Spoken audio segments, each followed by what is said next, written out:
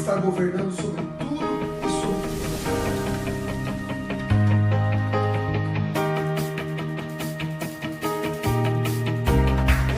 Porque a doutrina de Deus é o que muda todas as coisas em relação. Graça e paz, queridos, como é que vocês estão? Tudo bem?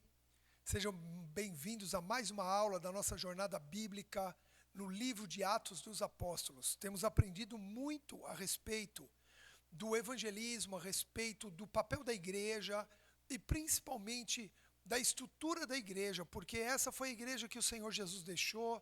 O livro de Atos conta as primeiras obras missionárias, as viagens missionárias, o avivamento, um grande avivamento que aconteceu, e nós estamos vendo capítulo após capítulo e aprendendo muito através desse módulo. Você tem outros módulos também que você pode estudar, são muitas horas aula aqui nessa plataforma especial para você. Convide pessoas para estudar com você, avise-as que os módulos que tem, eu tenho certeza que todos serão muito abençoados. Meu nome é Carlos Henrique, eu sou pastor e escritor e tenho muita alegria em compartilhar da palavra de Deus. Amém? Hoje nós vamos estudar o capítulo 18 do livro de Atos e eu sugiro, pegue tua Bíblia, pegue tua caneta, pegue teu marca-texto, pegue suas anotações, tenha essa prática de anotar, tenha essa prática de ler a Bíblia. Você vai ver que eu não vou abrir a Bíblia aqui por uma questão de dinamismo da aula, mas eu vou jogar todos os versículos que nós lermos aí na tela para você. Por quê? Porque a gente ganha tempo com isso, mas é bom você estar com a sua Bíblia, abrir a Bíblia, se precisar, para o vídeo, abre, lê, depois continua. A facilidade de aulas gravadas são essas. A gente pode ter muitas facilidades em poder ir, voltar, ouvir de novo, e você pode assistir essas aulas quantas vezes você quiser. Se você quer uma sugestão minha, eu gosto assim, clica aí na lateral do vídeo, você vai ver uma engrenagenzinha que são as configurações do vídeo, você pode aumentar a velocidade. Eu normalmente assisto em 1,5 vezes, 1,75 de velocidade às vezes, porque isso prende melhor a nossa atenção. Mas faça isso conforme você estiver mais confortável. Então vamos lá, queridos. Livro de Atos dos Apóstolos, jornada Atos dos Apóstolos, é uma jornada extraordinária. Nós já estamos no capítulo 18, já estamos indo para o final desse livro e eu tenho certeza que você aprendeu muito até aqui, ok? Vamos para frente? Vamos lá? Então, eu quero com você aqui falar sobre o capítulo 18, que tem como tema para nós aqui, fim da segunda, começo da terceira. Pastor, segundo o quê? Terceira o quê? Viagens missionárias do apóstolo Paulo. Você vai ver que na aula anterior, o apóstolo Paulo estava em Atenas, numa discussão filosófica extraordinária, conseguiu alcançar ali algumas vidas, porque os atenienses, os gregos atenienses, resistiram demais ao evangelho. Paulo usou uma estratégia do Deus desconhecido dentro do aerópago, mas mesmo assim houve muita resistência por parte dos atenienses. Porém, em meio a muitos que não creem, Deus levanta os que creem. E ele alcançou Dionísio, alcançou Damares ou Dâmaris, e pessoas ali se converteram. Dionísio depois conta a tradição que ele vai para a França e se torna até um santo católico depois, São Dionísio, mas ele acaba se tornando um discípulo muito forte do evangelho e acaba espalhando o evangelho também pela Europa. Mas hoje o texto aqui, o capítulo 18, vai ter alguns subtítulos que a gente vai trabalhar aqui. Primeiro, trabalhando pelo evangelho, ok? Não tenha medo, continue pregando. Você vai ver um reforço que Deus dá para o apóstolo Paulo, uma sobrevida de carga de fé que Deus coloca na vida do apóstolo Paulo, amém? Depois nós vamos ver que é Mateus 28, não é 23, aqui está errado, tá? Vou corrigir ao vivo para você, ó. É Mateus 28, se cumpre constantemente na vida dos discípulos. Depois, consagração através de um voto para a sua terceira viagem. E terminamos falando sobre Apolo, do batismo de João ao mover do Espírito. Então pode ter certeza que essa aula tem muito conteúdo para mim e para você. Antes da gente entrar na aula, como essa palavra vai falar muito sobre chamado, né? Sobre propósito de Deus, eu quero deixar duas frases aqui para você anotar, publicar. Se você quiser jogar nas suas redes sociais, joga, marca o meu Instagram, @carloshtrotti, eu vou repostar, marca a Jornada Bíblica para a gente compartilhar, ok? Olha só comigo essas duas frases aqui. Vamos lá. Primeiro, não culpe Deus por não ouvir suas orações, se você não está ouvindo o chamado dele para ser obediente. David Wilkerson, um pastor, olha que frase poderosa. E o segundo, o próprio apóstolo Paulo, em Romanos 8:28, diz: sabemos que todas as coisas cooperam para o bem daqueles que amam a Deus. Até aí essa frase é muito conhecida. Todo mundo fala, todas as coisas cooperam para o bem daqueles que amam a Deus. Mas olha a continuidade daqueles que são chamados segundo o seu propósito.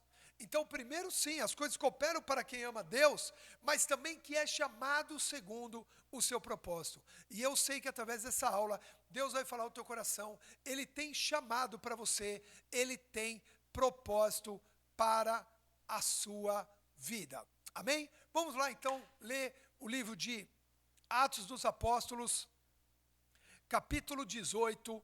Eu quero ler junto com você aqui. Vamos lá. Logo depois desses acontecimentos, que foi aquela ministração de Paulo em Atenas, que nós falamos na última aula, Paulo deixou Atenas e rumou para Corinto. Chegando ali, encontrou um judeu chamado Áquila, natural de Ponto, que tinha acabado de chegar da Itália, juntamente com sua esposa Priscila. Pois Cláudio havia baixado um decreto intimando que todos os judeus se retirassem de Roma. Paulo então foi visitá-los, e percebendo que eles tinham a mesma profissão, Paulo passou a morar e trabalhar com eles, pois eram fabricantes de tenda. Assim, todos os sábados ele argumentava na sinagoga e convencia tanto judeus quanto a gregos, ok? Então vamos lá, queridos. O que a gente vê nesses primeiros versículos aqui de Atos 18? Paulo, ele sai de Atenas e vai para Corinto. Lembra, Atenas, ele alcançou algumas pessoas, não muitas, e a gente acredita que não se formou uma igreja em Atenas. Não é dito em nenhuma outra parte do livro de Atos ou alguma carta de Paulo que ele tenha fundado uma igreja em Atenas, como teve a igreja de Corinto, Tessalônica e tantas outras. Em Atenas não, eu acredito que por causa dessa resistência. Porém, a cidade de Corinto também era uma cidade importante.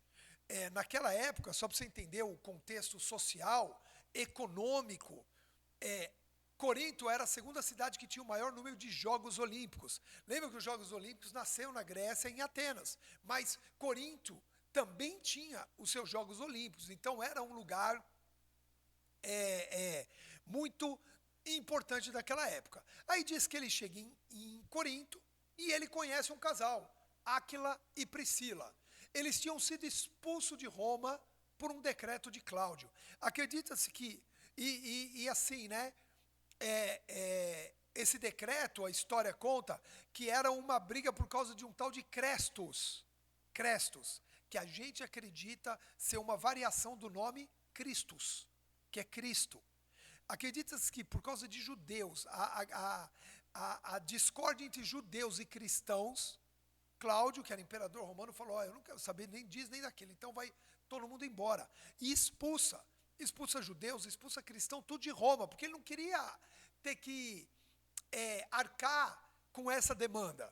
Roma não queria ter preocupação com questões religiosas, então ele manda embora todo mundo e eles vão morar em Corinto. Eles vêm para a Grécia, Áquila e Priscila, e Paulo os conhece, os visita e começa ali a discipular. E daí ele percebe que ele tem a mesma profissão deles, que era um artesanato de construção de tendas. Naquela época, a maioria das profissões eram consideradas artífices, ou seja, artesanato.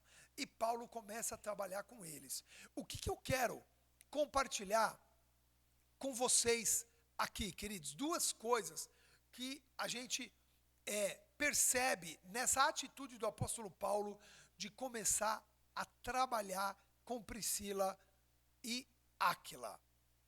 Veja só, primeiro, existem momentos na nossa caminhada cristã em que os nossos talentos naturais serão fonte de recurso para o reino de Deus e a sua obra. Ok? Então, veja só, Deus te deu talentos naturais. Tem pessoas que... E outros talentos você pode desenvolver, eu acredito muito nisso. Tem pessoas que nasceram com talento, por exemplo, para jogar futebol. Pelé é um talento nato. Você pega, por exemplo, um Messi, um outro jogador aí, é um talento nato. Agora tem outros que pela dedicação, pela perseverança, pela resiliência, eles desenvolvem talento.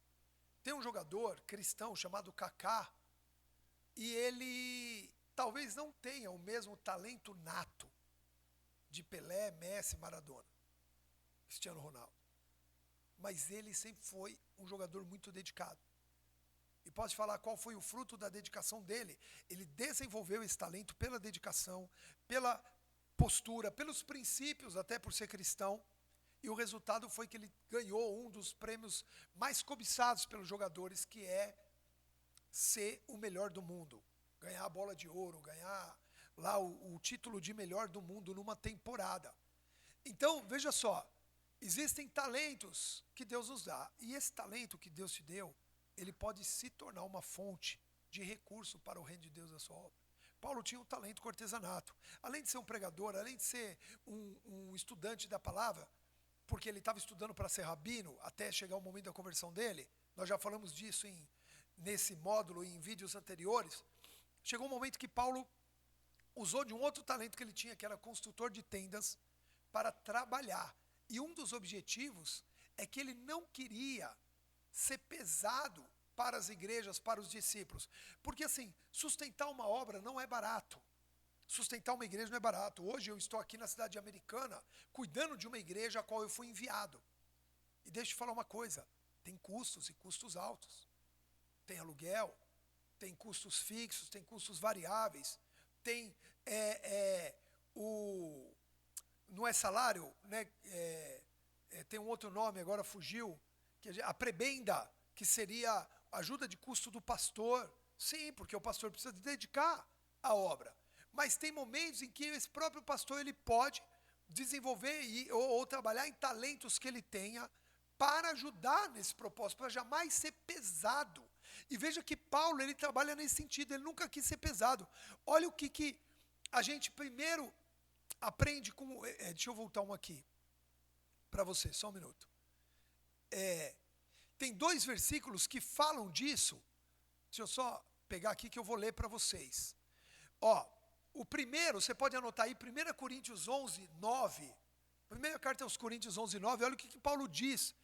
Quando ele escreve para Coríntios, ele diz, quando eu estava aí com vocês, ele diz assim, mas quando eu estava presente convosco, 1 Coríntios 11, 9, e passei necessidade financeira, veja, ele passou necessidade, não era fácil viajar naquela época, não tinha os recursos que tem hoje. Não me permiti ser pesado a ninguém, pois quando os irmãos vieram da Macedônia, supriram toda a minha necessidade. Em tudo evitei ser um peso para vós, olha que interessante, e assim continuarei a caminhar. Você vai ver que numa carta para Tessalônica também, 1 Tessalonicenses 2, 9, ele diz a mesma coisa, ele diz, porque certamente vós recordais, caros irmãos, do nosso dedicado e extenuante ministério, e de como noite e dia trabalhamos para não vivermos à custa de nenhum de vós, enquanto vos comunicávamos o Evangelho de Deus. Então, Paulo, para essas 2 igrejas, ele estava dizendo, eu estive aí com vocês, não foi fácil, o custo era alto, mas no que cabe a mim, eu me dediquei para não ser pesado para vocês. E com isso, nós aprendemos 2 coisas que eu quero compartilhar aqui agora. Nenhum pregador deve exigir ganhos, principalmente ganhos que ostentem.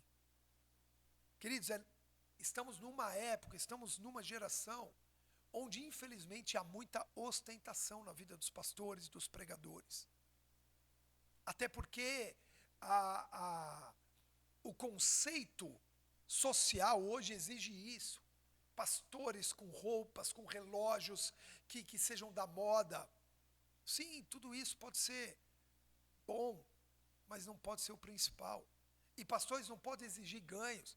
Pastores que cobram para pregar o evangelho. O evangelho é pregado de graça. É diferente de um curso, é diferente de um treinamento.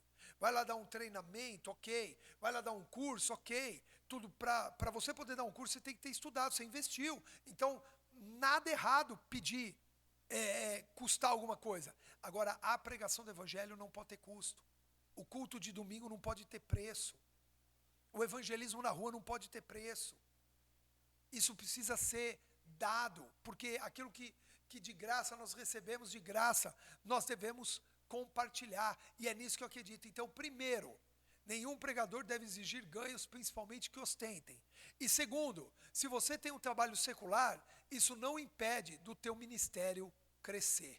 Olha que poderoso isso também. Ok? Tem os dois lados. Porque tem gente que fala assim, eu não consigo pregar o evangelho, eu não consigo espalhar as boas novas, porque eu tenho que trabalhar. Queridos, olha aqui o que nós lemos aqui no finalzinho, compartilhar com vocês. Ele estava trabalhando com tendas. Paulo passou a trabalhar com eles, pois era fabricante de tendas. E assim, todos os sábados, ele argumentava na sinagoga e convencia tanto a judeus quanto a gregos. Ou seja, o apóstolo Paulo, durante a semana trabalhava, mas de noite e aos sábados nas sinagogas, pregava o evangelho. Então não crie argumentos para você não pregar o evangelho. Não crie desculpa, é meu trabalho, é porque eu tenho que trabalhar muito. Não, Paulo também trabalhou e pregou o evangelho. E mostrou aqui que isso é possível. Agora, se Deus te chamou para o ministério e você abriu mão de outro tipo de trabalho, como é o meu caso, eu renunciei a outro tipo de trabalho, então dependa de Deus para ser suprido. E Deus vai enviar recursos.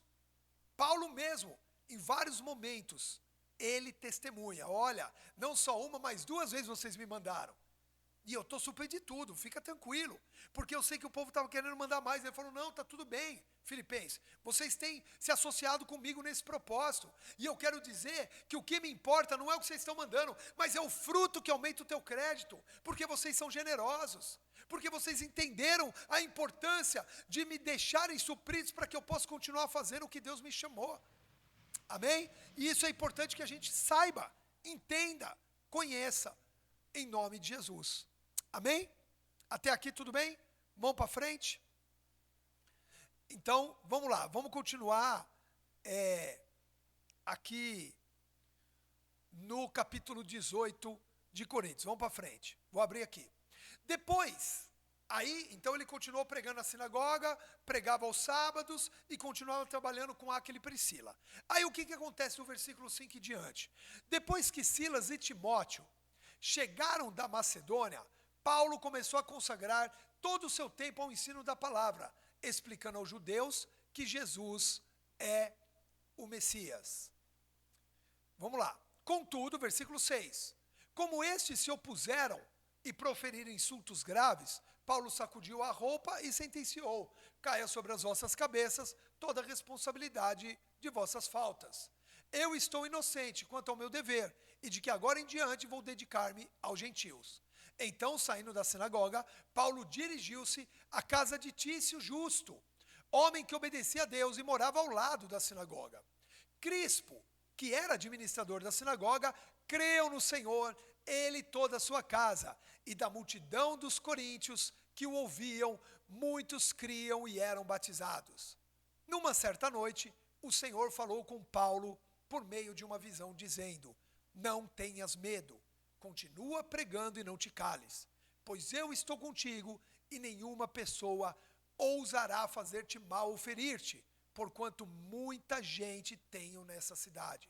Assim Paulo permaneceu ali durante 1 ano e 6 meses, ensinando a palavra de Deus ao povo. Uau! Esses versículos 5 a 11 são poderosos. Primeiro, Quando Silas e Timóteo chegaram, Paulo percebeu que não precisava mais trabalhar, ele precisava expandir o ministério. Então ele para de trabalhar, fazer tendas, o que ele fez durante o período, e aí diz que ele começa a se dedicar ao ensino da palavra o dia inteiro. Ao dia inteiro. E ele começa ali lá explicando para os judeus. Era um modus operandi de Paulo, você vai lembrar de outras aulas. Todo lugar que Paulo chegava, primeiro ele ia onde? Nas sinagogas. Ele ia lá para os judeus, porque assim ele pegava a autoridade espiritual daquele lugar, ele contava com as autoridades daquele lugar. Então, na sinagoga ele continuou ali, pregando o evangelho, pregando o evangelho, pregando o evangelho, só que aí o que aconteceu? Os judeus começaram a resistir e não aceitar a pregação do apóstolo Paulo. Sabe o que Paulo fez? Ele viu que aquela região era muito difícil, ele desistiu e foi embora, foi para outra região.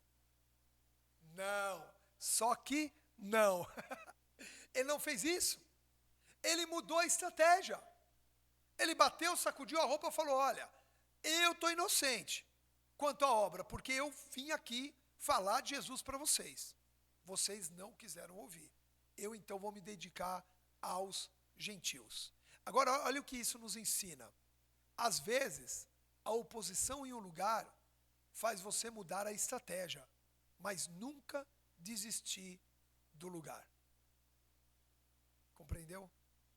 Paulo não desistiu de Corinto. Ele mudou a estratégia. Tem muita gente que desiste de algo antes de tentar outra estratégia. Tem gente que desiste de uma empresa antes de tentar mudar a estratégia. Tem gente que desiste do casamento antes de tentar mudar a estratégia. Teu casamento está com problema, tua empresa está com problema, antes de mudar, de abandonar, de desistir, tenta mudar a estratégia. Paulo estava tendo dificuldade, ele estava com dificuldades em relação aos judeus em Corinto. Pregando Jesus, e Paulo pregava respaldado pela Torá, que os judeus conheciam. Mas de repente ali ficou muito resistente. E ele mudou a estratégia, ele não desistiu do lugar. Então não desista, às vezes, do lugar onde você está, persevera. Deus manda você ir com o evangelho, você abriu uma célula, uma reunião na tua casa, uma igreja. Persevere, mude a estratégia, mas não desista do lugar. Amém?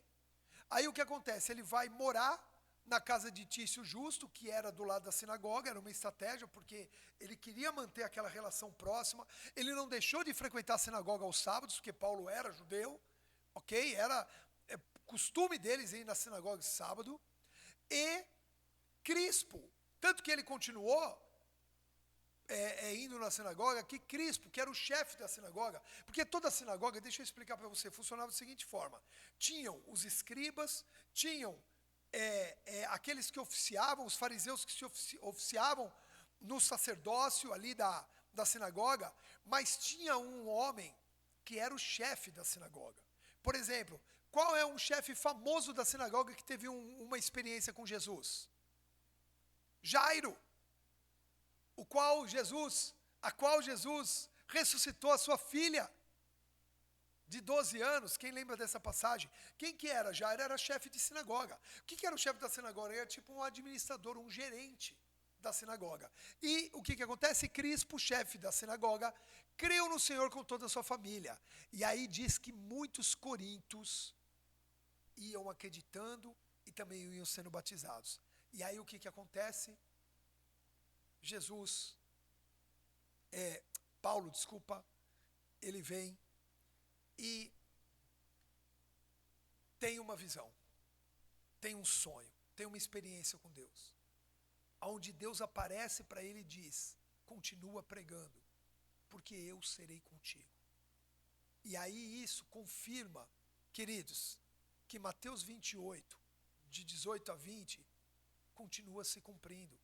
As palavras de Jesus são verdadeiras. O que ele diz? Em Mateus 28, 18, toda autoridade me foi dada no céu e na terra. Portanto, ide, fazei discípulos, batize-os, ensine-os, e eu estarei convosco todos os dias. Aqui vem uma confirmação dessa palavra que é verdadeira. E a Bíblia diz que Paulo permanece 1 ano e 6 meses ainda em Corinto.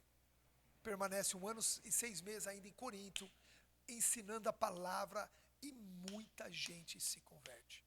Tanto gregos quanto judeus vão se convertendo, e ali nasce uma igreja que depois se torna uma igreja poderosa, uma igreja que, já falamos no outro, tem um módulo aqui que se chama muitos dons, mas um só Espírito.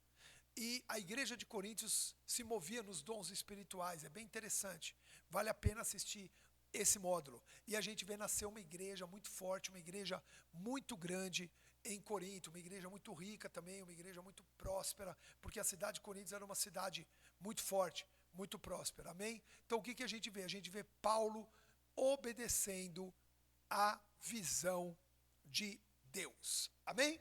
Até aqui, ok? Alguma dúvida? Queridos, aqui embaixo do vídeo tem uma área onde você pode completar essa aula, colocar seu entendimento, fazer perguntas. Eu respondo todas as perguntas, eu leio todos os comentários, então você pode fazer isso, usar a plataforma também para esse bate-papo, até para acrescentar alguma ideia que você tenha em relação a esse texto que nós estamos estudando, amém? Vamos para frente?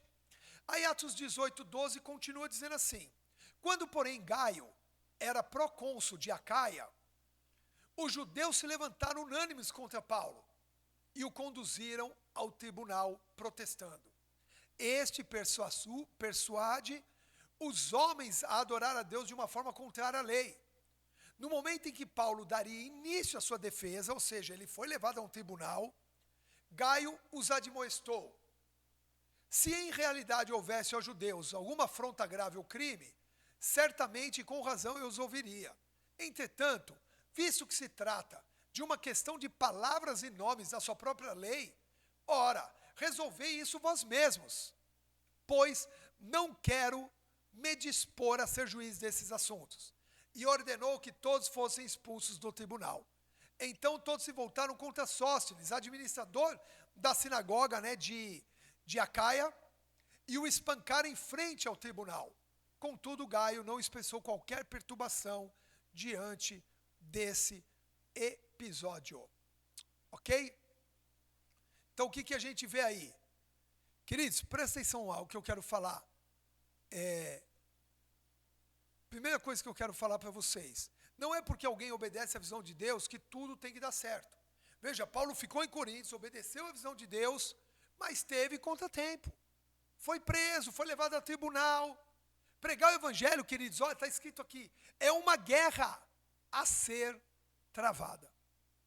Pregar o evangelho é uma guerra a ser travada, ok? Então, assim, não é porque você obedeceu uma direção de Deus que não vai ter resistência. Pelo contrário, é inevitável que nós que obedecemos a Deus vivamos resistências nas nossas vidas. Os judeus se levantaram contra Paulo, levaram ele para Gálio, né?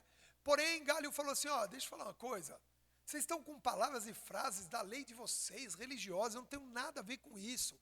Eu não vou administrar questões religiosas internas. E isso acaba, sabe o quê? Fortalecendo a permanência e a liberdade de Paulo na cidade.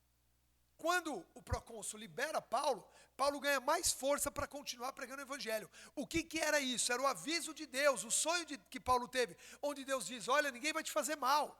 Fica tranquilo, fica firme, continua pregando o evangelho. E isso, mais uma vez, se cumpre na vida de Paulo e se cumprirá na vida de todos nós. Nós não devemos temer, como diz a palavra, nós não devemos temer aquele que mata o corpo. Antes devemos temer aquele que pode tanto lançar alma quanto o corpo no inferno. Ou seja, o nosso temor tem que ser de Deus. E Deus já nos deu a palavra que ninguém poderá resistir, que Ele será nossa dianteira, nossa retaguarda, que Ele será conosco todos os dias, se fizermos aquilo que Ele nos mandou. E o que Deus nos mandou fazer? Discípulos. E era o que Paulo estava fazendo. Paulo estava fazendo discípulos em Corinto, como estava fazendo discípulos em Atenas, como faria discípulos em Acácia. Cada lugar que Paulo ia, ele gerava ali uma célula, ele gerava ali um grupo de pessoas que permaneciam e continuavam a obra mesmo quando ele partia. E assim devemos ser nós. Aonde nós entrarmos, a gente precisa estabelecer uma base sólida para que quando a gente não estiver, aquela obra continue. Ok? Vamos para frente? No versículo 18 diz assim: Paulo ficou em Corinto por vários dias, por fim, despedindo-se dos irmãos, navegou para a Síria, levando em sua companhia Priscila e Áquila. Eu vou parar aqui um minutinho. Olha, vou ler tudo, depois a gente fala. Porém, antes de embarcar, raspou a cabeça em Cencreia, por causa de um voto que havia feito.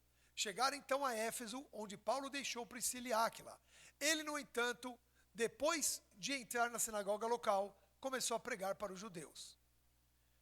Estes rogaram que permanecesse por mais algum tempo, todavia ele não aqueceu, mas ao despedir-se deles ponderou: se Deus quiser, voltarei para vós outros. E embarcando, partiu de Éfeso. Assim que chegou em Cesareia, subiu até a igreja para saudá-la e depois desceu para Antioquia. Havendo passado algum tempo em Antioquia, de Paulo partiu dali e viajou por toda a região da Galácia e da Frígia, encorajando todos os discípulos. Vamos lá. Queridos, olha que tremendo isso. Paulo, ele era um líder nato, com uma convicção quase que irresistível. Veja que Priscila e Áquila estavam morando em Corinto. E de repente eles partem com Paulo e vão embora. Queridos, que unção estava sobre aquele homem, que poder de Deus se manifestava naquele homem, a ponto de impactar um casal que tinha profissão, que tinha um negócio, que tinha um lugar estabelecido. De repente aquele casal larga tudo e segue com ele e vai para Éfeso. Queridos, só alguém muito entregue a Deus é que consegue mover isso. Eu quero te dizer que quando Deus vê em alguém uma entrega genuína, verdadeira, um desprendimento total, Ele derrama uma unção irresistível. E eu quero declarar que essa unção vem sobre a tua vida, o teu chamado e o teu ministério agora, em nome de Jesus. Amém? E aí, olha só da onde que vem essa base irresistível, essa unção irresistível para atrair pessoas e fazer discípulos de Paulo.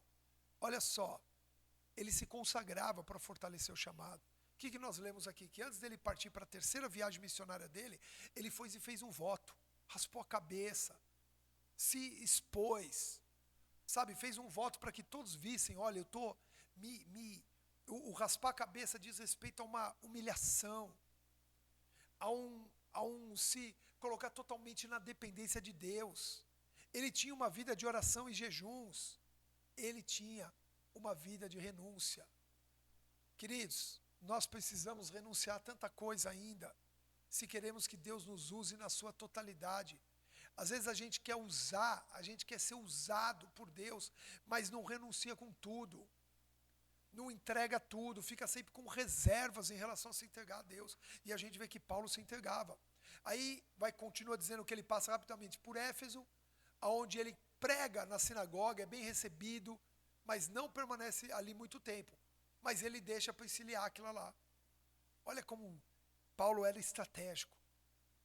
Que Deus nos faça estratégico em tudo aquilo que nós vamos fazer. Amém? Ele promete voltar para Éfeso. E aí ele segue viagem até Cesareia, sobe para Jerusalém, onde saúda a igreja, né? A igreja com letra maiúscula quer dizer a sede, aí nesse lugar que era em Jerusalém. E depois ele volta para Antioquia. Antioquia era a base missionária de Paulo. Barnabé levou Paulo, nós já vimos isso aqui, para Antioquia, e ali Barnabé liderou Paulo até que eles começaram as viagens missionárias, ok? Termina aqui a segunda viagem missionária de Paulo. Agora parece que tudo acontece do dia para a noite, né? Porque como o texto ele é sintético, ele é uma síntese, então a gente acha que tudo acontece rápido, mas na verdade essa segunda viagem missionária durou por volta de 4 anos. 4 anos a segunda viagem missionária de Paulo. O que a gente aprende com isso? O reino demanda fé, esforço e paciência. Fé, esforço e paciência. Guarde esses 3 princípios na tua vida. O reino aqui é a implantação do reino. Mas a implantação de uma família requer fé, esforço e paciência. A implantação de um trabalho, de uma empresa, requer fé, esforço e paciência. Ok? E aí começa nisso a 3ª viagem missionária de Paulo. Né? Depois de algum tempo em Antioquia, Paulo começa a 3ª viagem, e a Bíblia diz que ele passa pela região da Galácia, que era da Frígia, que era a primeira viagem missionária dele, a primeira. Ele volta lá e vai fortalecer o coração dos discípulos. O que a gente aprende com isso? Um projeto, ele pode ser inicialmente um sucesso, mas o verdadeiro êxito está em sua continuidade. Queridos, não podemos alcançar o sucesso. Podemos alcançar o sucesso, mas o sucesso pode acabar. Quantas pessoas você conhece que um dia já foram um sucesso e hoje foram esquecidas? Por isso, o êxito é a continuidade do processo.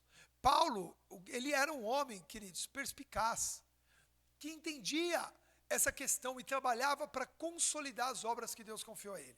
Tudo que Deus colocar na sua mão, não acho que vai gerar resultado do dia para a noite. E quando gerar um resultado, aí vem o trabalho. O trabalho não é alcançar o resultado, o trabalho é manter o resultado. Queridos, um empreendedor de sucesso não é aquele que chega no topo, mas é aquele que permanece no topo. Uma banda de sucesso não é aquela que faz sucesso com uma música, mas é aquela que continuamente está com as suas músicas nas paradas.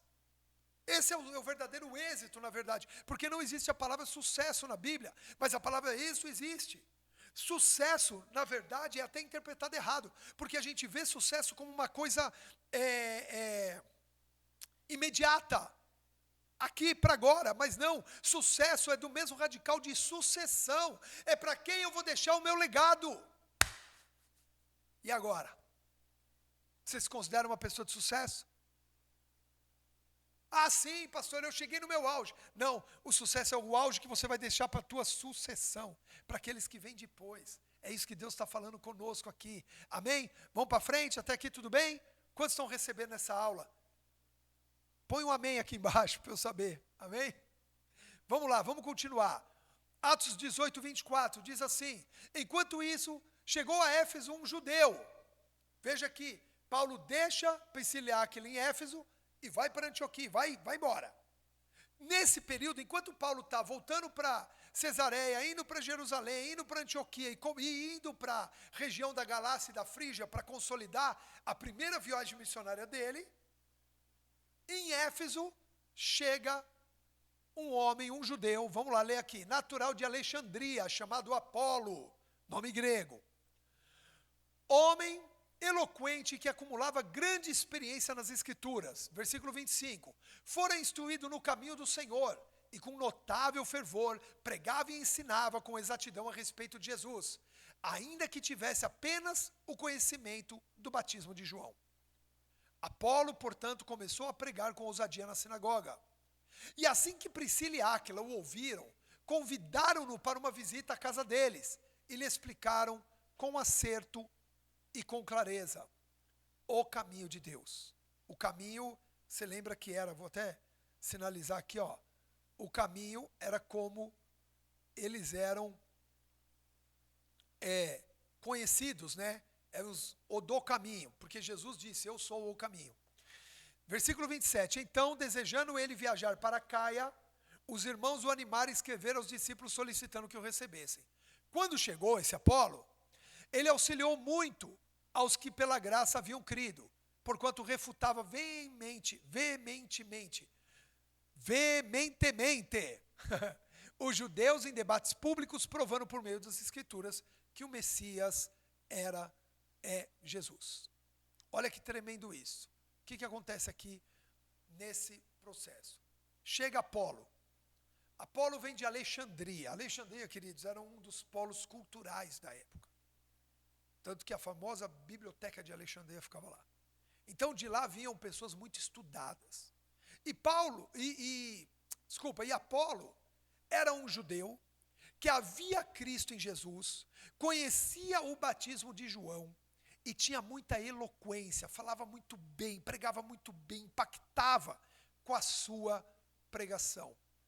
Porém, o batismo dele, o conhecimento dele de quem era Jesus como Messias, ele sabia que Jesus tinha morrido, tinha ressuscitado, que as pessoas deveriam ser batizadas para o arrependimento, mas ele ainda não se movia no dom do Espírito Santo. Então entenda uma coisa que eu quero falar para vocês.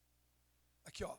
Muitos cristãos hoje conhecem a história de Jesus, sem conhecer quem é Jesus e o poder do seu Espírito.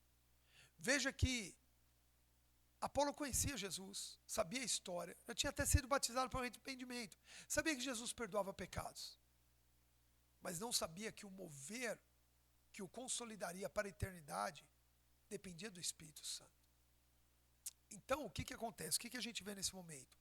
Aquele Priscila o instrui mais plenamente no caminho de Deus. Mais uma vez, aqui na história da igreja, a gente vê a força e a necessidade do discipulado. De quem você é discípulo? De Jesus? Quem está te instruindo nos caminhos de Jesus? Você tem que ter um discipulador. Alguém que te instrua.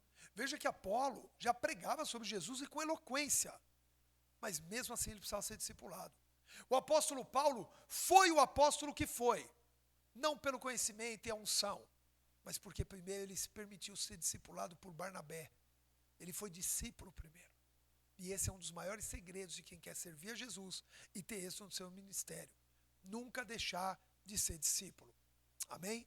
Aí olha só, Apolo, dali, depois de ser instruído por Priscila e Áquila, a Bíblia diz que ele sai e vai para a Caia, onde, olha isso, ele ajuda muitos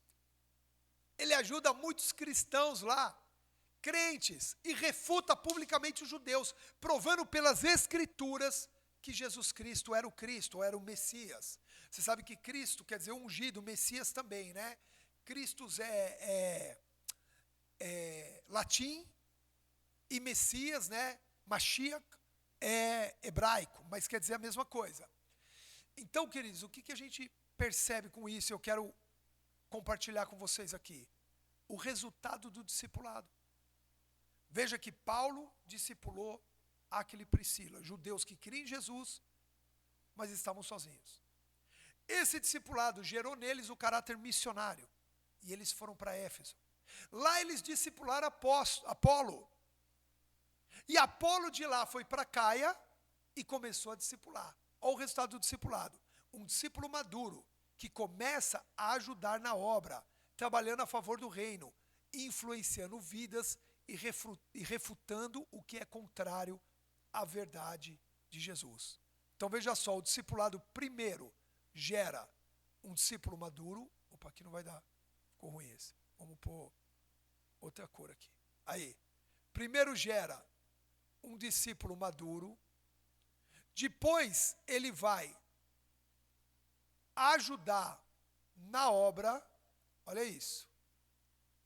Depois ele vai, quando a gente faz o discipulado, trabalhar a favor do reino, influenciar vidas e refutar o contrário à verdade.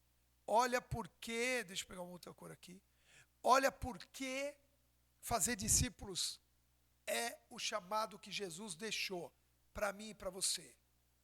Primeiro, o discipulado gera um discípulo maduro, que vai ajudar na obra, que vai trabalhar a favor da implantação do reino, que vai influenciar outras vidas, discipular outras vidas, e vai também refutar, ou seja, vai se posicionar aquilo que é contrário à verdade do Evangelho. Amém? Então, o capítulo 18 termina falando do início da terceira viagem missionária de Paulo, que agora nós vamos voltar, capítulo 19 vai voltar para Paulo, e essa trajetória da terceira viagem missionária dele, mas esse capítulo termina mostrando a força do discipulado. Paulo, em Atenas, deixou Dionísio e Damares. Em Corinto, discipulou Priscila e Áquila. Os enviou a Éfeso, que discipularam Apolo, que os enviou a Acaia, e ali ele discipulava e trabalhava pelo reino. Amém? Então que a nossa vida possa viver dessa forma extraordinária, segundo o propósito e a vontade de Deus. Um beijo no seu coração, te vejo na próxima aula.